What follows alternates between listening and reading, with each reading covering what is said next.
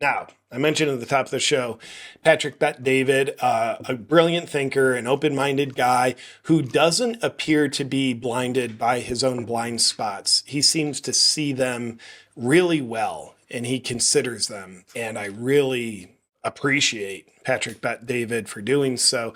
So I want to read a tweet that he has. Here it is. Well, we'll read parts of it. Shocking. The DOJ and FBI have officially determined there's no proof Jeffrey Epstein was murdered, that he didn't maintain a list of clients, nor did he blackmail high-profile individuals. This is a terrible look on the FBI and DOJ. So he's not just like blind to how most of us see it. He's like, yeah, I see it that way too. But he also sees some other possibilities. No one believes this. Not his haters, not his supporters, not his diehard supporters, not even Ghislaine Maxwell. However, I have a ton of questions, but let's start with what the few possibilities of their conclusion is. Maybe they're right. Maybe they found nothing and the rest of the skeptics are all conspiracy theory kooks. Maybe. That's possible. If you look at the track record of conspiracy theorists, it's not probable, but of course, yes, that's possible. Number 2, maybe they know something the rest of us don't. They being the FBI, DOJ. Maybe they know something the rest of us don't know. Maybe there's a valid reason for their conclusion that we're not at a pay grade to know. Maybe voters should trust the president's decision-making to see what the long-term outcome will be. Number 3, maybe there is a ton of evidence of people being held hostage through blackmail that helps keep the whole thing together. Maybe Mossad and the CIA collectively have a ton of evidence that can bring down some powerful people, that this is a way of the administration hold them accountable. Okay. Number 4, maybe he was actively working with Mossad, sending intel to them that empowered Israel. It gave them a certain backbone to push some of the most powerful people in the world, the same way the Italian mafia did with J. Edgar Hoover in the early days of the FBI. I believe we should entertain all possibilities, but I have a few other questions. If there was nothing in recording found on Epstein, yet the FBI or DOJ want to gain trust from people, arrange Ghislaine Maxwell for an interview with a lie detector test on. Choose an independent podcaster like Megyn Kelly to go interview her with a lie detective test where if she passes, she gets her sentence split in half or a quarter, and we offer her a lifetime protection similar to what many of the criminals have negotiated. Yeah, which is kind of like the big question everybody's throwing around on Twitter is like, if there's no client list, like release Ghislaine Maxwell. Who'd she traffic people to? She must be an innocent woman. And of course, people are saying that sarcastically. And I think Patrick Bet-David, I doubt he's thinking like she's super innocent, but like following the logic trail of there is no client list. Yeah, that's a good point to make. Have you ever wondered what the legendary Chuck Norris is up to? Like, is he just at home having ChatGPT ask him questions? Well, I recently saw a video he made and I was surprised. Chuck Norris is in his 80s and he's still working out, kicking butt, taking names, staying active. What's even more surprising is he's stronger, he can work out longer, and still have plenty of energy left over for his grandkids. How'd you like to have Chuck Norris as your grandfather? But anyway, he did all this by making one change, and he says he still feels like he's in his 50s. And his wife even started doing this one thing, and she's never felt better. She feels 10 years younger, she's leaner, and she has all-day energy. And luckily, Chuck made a special video explaining this one thing he does, which you can watch by going to chuckdefense.com/JP. This video will change how you look at health and fitness. Once again, you can watch it by going to chuckdefense.com/JP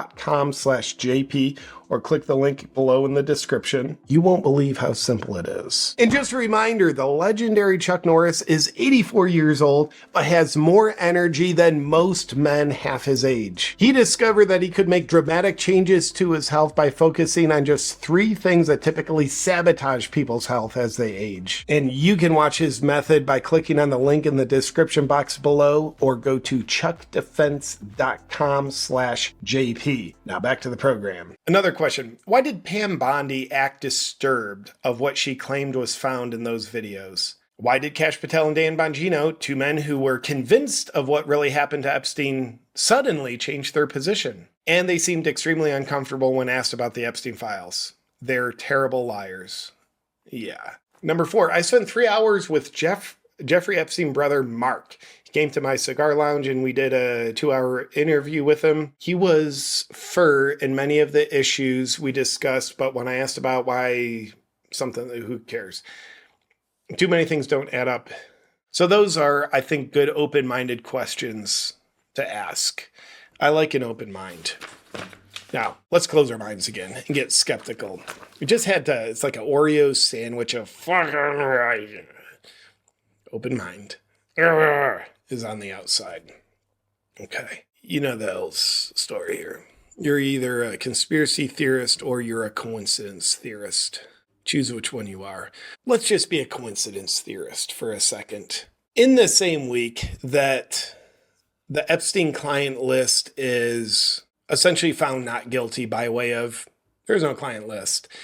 That means if there was, hypothetically, if there was a client list, everybody who is on that client list is just absolved of guilt.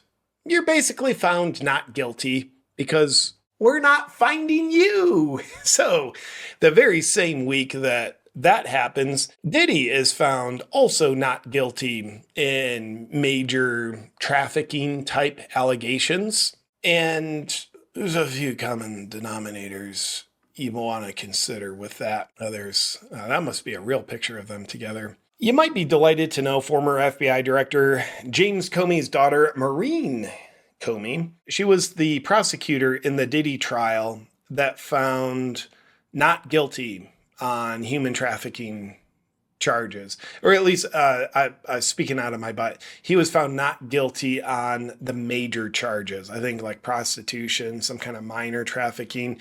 He was found guilty on. But long story short, Diddy is largely found not guilty. In the coincidence theory continues, Maureen Comey was also a prosecutor against Ghislaine Maxwell, who found she trafficked minors to nobody.